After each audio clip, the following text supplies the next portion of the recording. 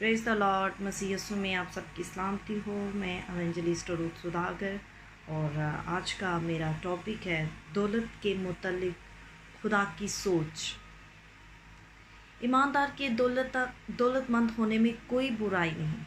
इब्राहिम भी नहायत दौलतमंद था और मूसा ने इब्राहिम के बारे में यूँ लिखा, पैदाइश उसका 13वां बाब उसकी 2 आयत में, जेनेसिस उसका 13 चैप्टर उसकी 2 वर्स में हम पढ़ सकते हैं। और इब्राहिम के पास चौपाए और सोना चांदी बाकसरत था।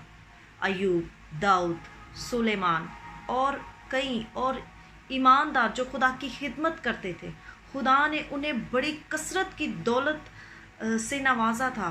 और अयूब की किताब का मुसन्निफ लिखता है कि यूँ खुदावन ने अयूब को आखिरी अयाम में इब्तदा की निस्बत ज़्यादा बरकत बख्शी और उसके पास 14,000 भेड़ बकरियां और 6,000 ऊँट और 1,000 जोड़ी बैल और 1,000 गधियां हो गई।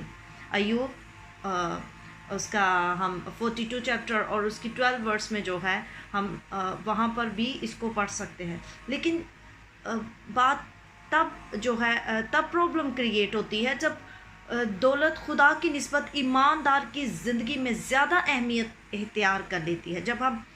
जब दौलतमंद जो है वो दौलत को ज़्यादा इम्पोर्टेंस जो है वो देना शुरू कर देता है, तो फिर वो दौलत जो है एक बुत बन जाती है। वो उस दौलत की जो है दौलतमंद जो है उस दौलत की वर्शिप करना शुरू कर देता है। वो उस पर जो है भरोसा करना शुरू कर देता है, तो वो उसके लिए बुत बन जाती है। और मसीह में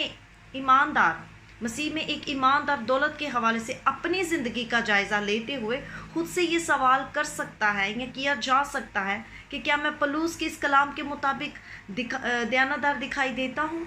पलूस भी तो फिलिपियों के 13वां बाब और 7-9 में ऐसा कहता है, लिखा है कि जितनी चीज़ें मेरे लिए नफ़ा की थी, उन ही को मैंने मसीह की खातिर नुकसान समझ लिया, बल्कि मैं अपने खुदावंद मसीह यीशु की पहचान की बड़ी खूबी के सबब से सब चीज़ों का नुकसान उठाया और उनको कूड़ा समझता हूँ, ताकि मसीह को हासिल करूँ और उसमें पाया जाऊँ, ना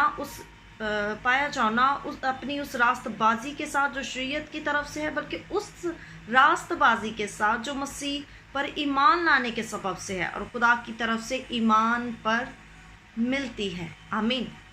आप इसको ज़रूर पढ़िएगा। फिलिपियों उसका 3 बाब और उसकी 7-9 में हम जो है पढ़ सकते हैं।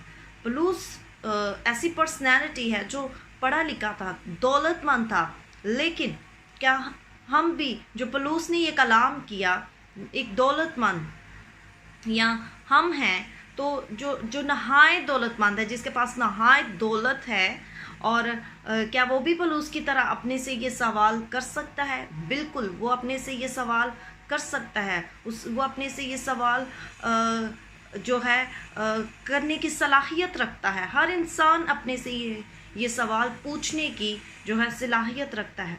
और जब हम पहला तीमुथियुस उसकी 6-7 और 8 में पढ़ते हैं, 6 बाब उसकी 7वीं आयत से 8वीं आयत तक पढ़ते हैं, तो लिखा है कि क्योंकि हम इस दुनिया में कुछ लाए और ना उसमें से कुछ ले जा सकते हैं, बस अगर हमारे पास खाने पीने को है तो उसी पर कनायत करें, उसको अपना सब कुछ ना मान लें, क्योंकि हमारी ज़िंदगी खुदावंद के लिए है। अगर आपके पास दौलत है तो आप खुदावंद की किंगडम को बिल्ड करने के लिए उस दौलत का इस्तेमाल कर सकते हैं।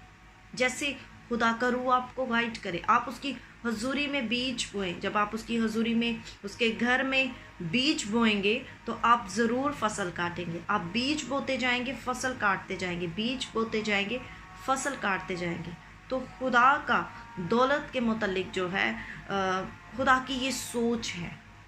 खुदा जो है वो हमें ब्लेस करना चाहता है। वो नहीं चाहता कि हम सारी ज़िंदगी गरीब ही रहें, नहीं, लेकिन वो हमें दौलतमंद भी देखना चाहता है। इब्राहिम दौलतमंद था, मूसा, दाऊद, सुलेमान के पास बाकसरत सोना चांदी थी, लेकिन लास्ट पे उसने क्या कहा?